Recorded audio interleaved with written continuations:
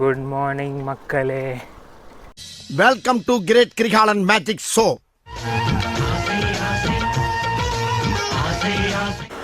இந்த வெயிலில் ஓட்டு போகிறதுனால கரெக்டாக அந்த பேக் மாட்டிருக்கு. வேர்க்குது, அந்த அளவுக்கு வேர்க்கலை, ஆனால் அந்த பேக் மாட்டியிருக்கோம்ல அந்த இடம் மட்டும் கரெக்டாக வேர்வைப்பட்டு ஒரு மார்க் மாதிரி வந்துடுது முதுகுலேயும் ஷோல்டர்லேயும்.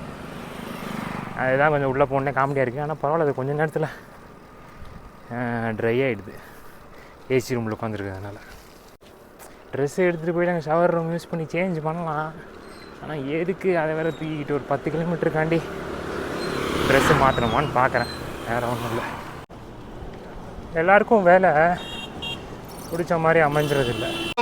மோட்டர் அமைவதெல்லாம் அவனவன் செய்த வினை. இருந்தாலும் என்ன வேலை கிடைக்குதோ அதை அட்ஜஸ்ட் பண்ணி ப்ராக்ரஸ் பண்ண தான் எல்லோரும் ட்ரை பண்ணுவோம்.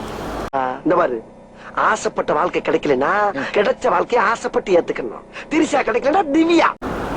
ஆனால் ஒரு டைம் மேலே நம்ம என்ன தான் எஃபர்ட் போட்டாலும் ரோலோ பே எந்த அளவுக்கும் ஒரு ஹைட் ரீச் ஆகிறது இல்லை.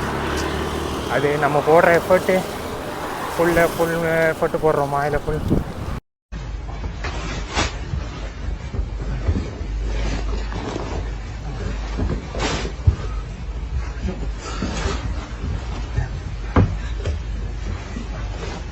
மனசோட போடுறோமா இல்லை 100% கொடுக்குறோமா இல்லை எப்படி இன்ட்ரெஸ்டடாக பண்ணுறோமா, அது மாதிரி நிறைய ஃபேக்டர்ஸ் இருக்குது.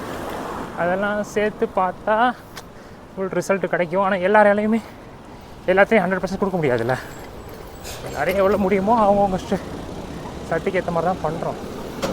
இருந்தாலும் ஒரு மாதிரி ஸ்டாக்னண்ட் ஆகிடும். ஆனால் நம்மளுக்கும் மற்றவங்கள மாதிரி ப்ரோக்ரஸ் பண்ணணும், நல்லா சம்பாதிக்கணும், நல்லா ரோல் ரீச் ஆகணும், ஹைட் ரீச் ஆகணும் அப்படின்னு ஆசை இருக்குது. அது இப்போ இல்லை. ஃபார் இன்ஸ்டன்ஸ்னால் இப்போ உங்கள் சர்க்கிளில், காலேஜ் சர்க்கிளில், ஸ்கூல் சர்க்கிளில் ஃப்ரெண்ட்ஸ் இருப்பாங்க. அவங்க எல்லாருமே எல்லாம் ஒரே லெவலில் இருக்க மாட்டாங்க. ஒருத்தர் ஒரு மாதிரி இருப்பாங்க, ஒரு லெவலில் இருப்பாங்க. அதில் சில பேர் இந்தியா விட்டு வெளியே போய் படிச்சிருப்பாங்க, இல்லை இந்தியா விட்டு வெளியே போய் வேலை பார்த்துருப்பாங்க, வேலை சேர்ந்துருப்பாங்க.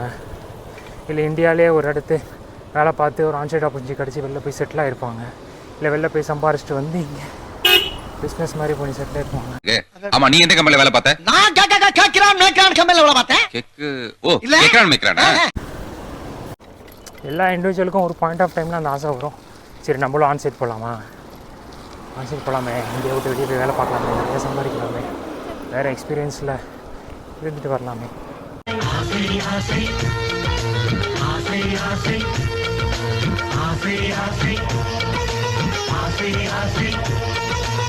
ஆனால் அது எல்லாருக்கும் கிடைக்காது, சில பேருக்கு தான் கிடைக்கும்.